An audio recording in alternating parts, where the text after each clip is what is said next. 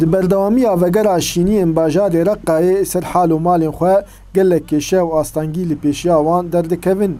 Yek ji wan kêşeyên sereke mayînên yên goçekdarê Daişê çandibûn li her derê û bermahiyên şer.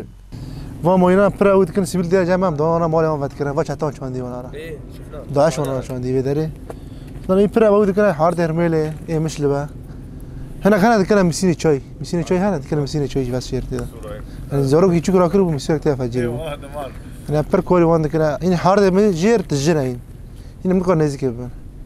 Ve roca yekî çubu نفع کلان دبون بینه یکی میری کرم نه که بطاری مای سر راکری مای پیاده دده بون هر دیگه خبر افزود مرن بچه راکت درخسته یعنی بچه تان یعنی باجار تجیکری چکدارên Daişê çandiniya mayîna wek stratejîkê bi kar danîn di şerê rizgarkirina bajarê Reqqayê û bi alavnî teqenî pir pêşketî. Lewma sedema van alavan rojane qurbanî hene. Tevî hewldanên yên gotê kirin şilayên tîmên pispor ji bo rakirina mayînan.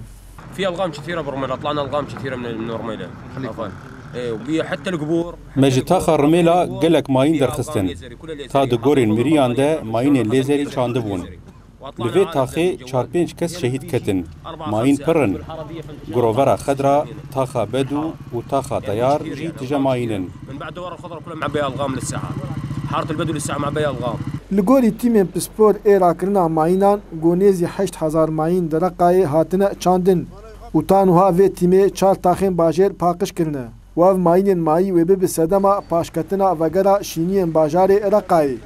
Dara berekat, Kurdsatê News, bajarê Reqqayê.